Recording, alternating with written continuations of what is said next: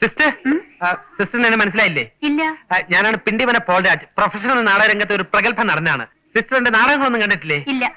വസന്ത പൗർണമി രാത്രിയിലെ വേലക്കാരൻ, പ്രഹേളികയിലെ ഇൻസ്പെക്ടർ, നിന്നെയും കൊല്ലും ഞാനും ചാകും എന്ന നാടകത്തിലെ കൊലപാതകി, താരാട്ട് പാടാൻ അമ്മയുണ്ടല്ലോ താളം പിടിക്കാൻ അച്ഛനുണ്ടല്ലോ എന്ന നാടകത്തിലെ അച്ഛൻ.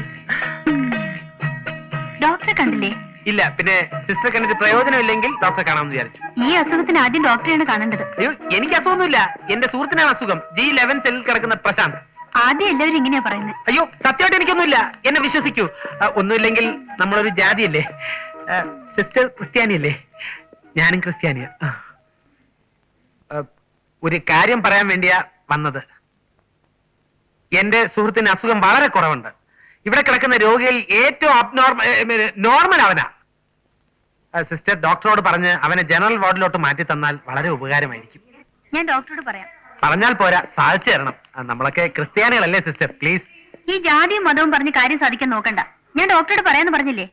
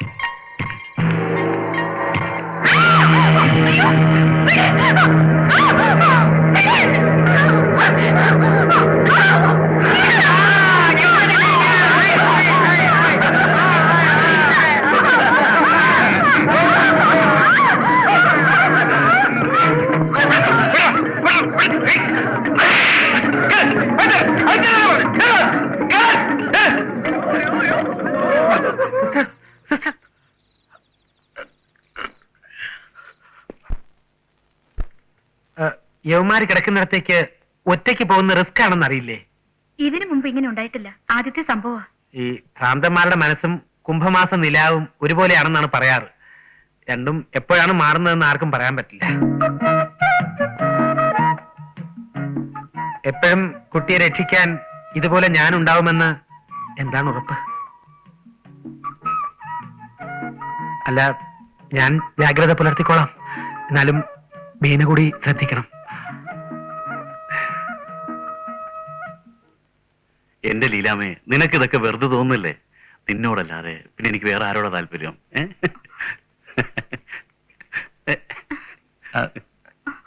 എന്താ? അച്ഛൻ വന്നിട്ടുണ്ട്. ലീലാമ പോയിക്കോളൂ.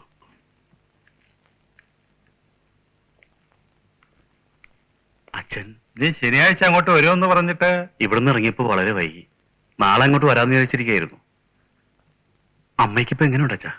ഇന്നലെ ഹോസ്പിറ്റലിൽ കൊണ്ടുപോയപ്പോൾ അവർ സ്കാൻ ചെയ്തു. എന്നിട്ട് എന്ത് പറഞ്ഞു?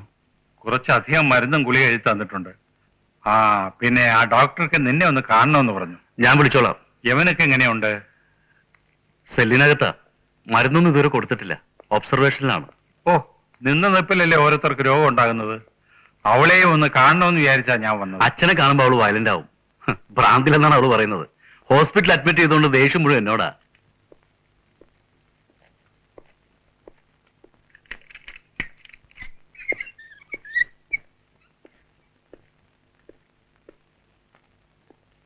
എന്താ മോളെ, കുറുപ്പങ്കലിനെ മറന്നോ?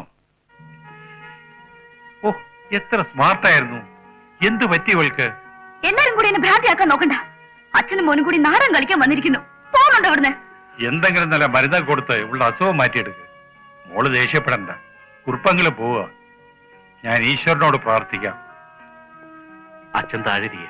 ഞാനിപ്പോ അങ്ങോട്ട് വരാം.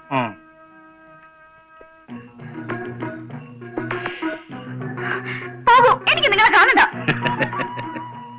യമനെ, എനിക്ക് നിന്നോട് കൂടുതൽ സ്നേഹമുള്ളതുകൊണ്ടാണ് ഇങ്ങോട്ട് കൊണ്ടുവന്നത്. അത് കുറച്ച് ക്രൂരതയാണെന്ന് എനിക്കറിയാം. പക്ഷെ ഇതുവരെ മരുന്നോ ഇഞ്ചക്ഷനോ ഒന്നും തന്നില്ലല്ലോ. ആകെ തന്നത് വൈറ്റമിൻ ടാബ്ലറ്റ്സ് ആണ്. അതും മറ്റുള്ളവരെ ബോധ്യപ്പെടുത്താൻ വേണ്ടി. ഭക്ഷണത്തിനോ ഡ്രസ്സിനോ യാതൊരു വിലക്കുകളുമില്ല. ഇനിയും നിന്റെ മനസ്സ് മാറിയില്ലെങ്കിൽ എന്താ ചെയ്യേണ്ടതെന്ന് എനിക്കറിയാം. ഷോക്ക് തരാൻ വരെ ഞാൻ മടിക്കില്ല. You bloody bastard, get out! Okay, cool down.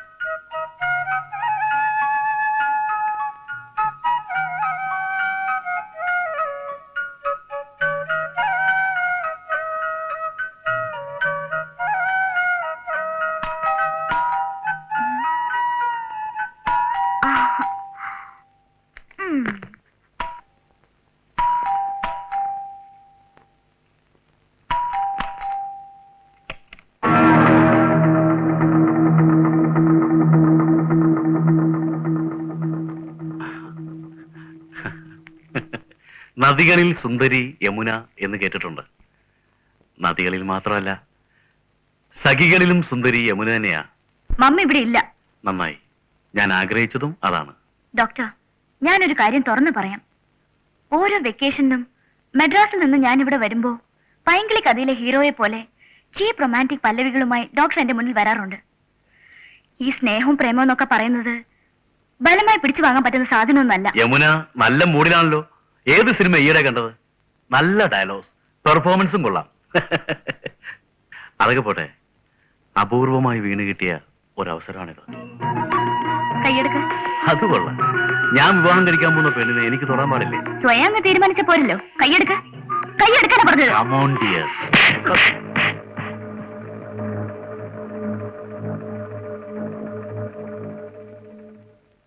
അവന്റെ കയ്യിൽ കിട്ടി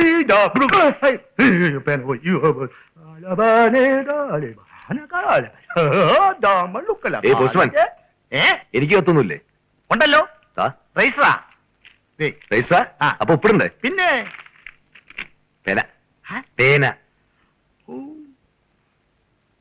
പോയി.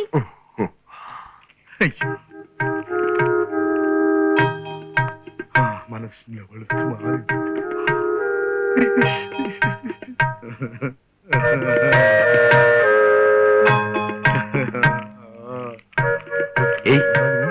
അയ്യോ, ഇതെനിക്കുള്ളതല്ല. മുകളിൽ സ്ത്രീകളുടെ വാർഡിൽ 4-ാം നമ്പർ സെല്ലിൽ കൊടുക്കാനുള്ളതാ. ഇതാ തന്നെ കൊണ്ടു കൊടുക്കണേ. ഞാൻ കൊണ്ട് കൊടുത്തിട്ട് വരാം. പേന.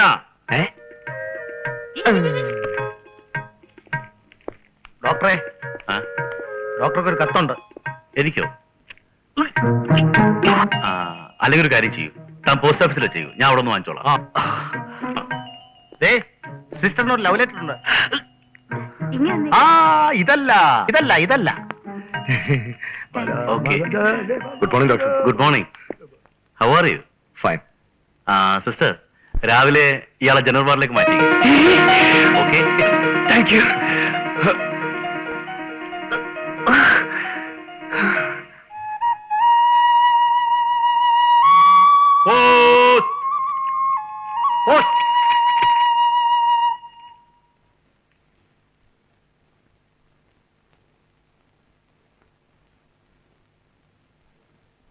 ഞാൻ യമുനയെ രക്ഷിക്കാൻ വന്നതാണ്. Cell number G11 Prabhakaran. ഈ സെൽ നമ്പർ G11 കിടക്കുന്നത് ആരാ? കംപ്ലൈന്റ് എന്തെങ്കിലും ഉണ്ടെങ്കിൽ പോസ്റ്റ് മാസ്റ്ററോട് പറഞ്ഞാൽ മതി. ഓരോ വീട് തോറും കയറി ഇറങ്ങി ഡീറ്റെയിൽസ് കളക്ട് ചെയ്യലല്ല എന്റെ പണി. എനിക്ക് ധാരാളം ഡീറ്റെയിൽസ് ഹാൻഡ് ഓവർ ചെയ്യാനുണ്ട്.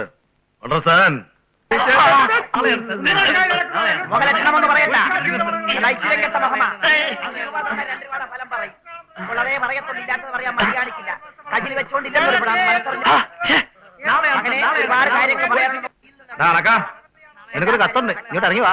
ഈ തെങ്ങ് മുഴുവൻ കയറിയിട്ടേ ഞാൻ ഇറങ്ങുന്നുള്ളൂ. എന്നാ കത്ത് ഞാൻ തിരിച്ചയക്കും. നീ എങ്ങോട്ടെങ്കിലും അയക്കേ. നിന്നോടല്ലടാ ഇറങ്ങി വരാൻ പറഞ്ഞത്. ഇതൊരു ശല്യമായല്ലോ. നിന്റെ ഒടുക്കത്തെ ഒരു കത്ത് ഇന്ന് നിന്റെ പോസ്റ്റ് ഓഫീസ് ഞാൻ കത്തിക്കൂടാ. എന്താ പക്ഷി പറഞ്ഞത്? നീ എന്റെ പോസ്റ്റ് ഓഫീസിൽ എത്തിക്കുന്നു. പോസ്റ്റ് ഓഫീസിൽ എത്തിക്കോടാ. എത്തിക്കോടാ.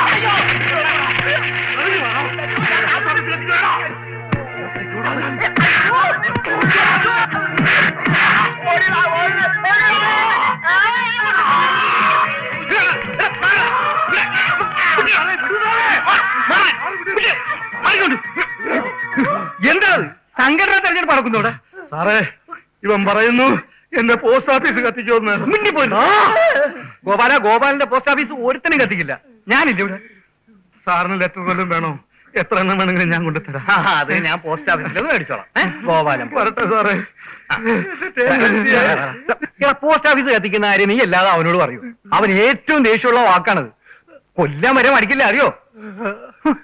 തേങ്ങ ഇവിടെ. അയ്യോ എന്റെ തേങ്ങ ഇവിടെ.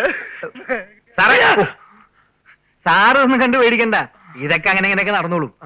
ആരുമായിട്ട് കൂടുതൽ അടുക്കാൻ നിൽക്കണ്ട. ആ, ഇന്ന് 5 മനക്കൽ അമ്പലത്തിലൊരു നാടകമുണ്ട്. ഞാനൊന്ന് മുങ്ങും.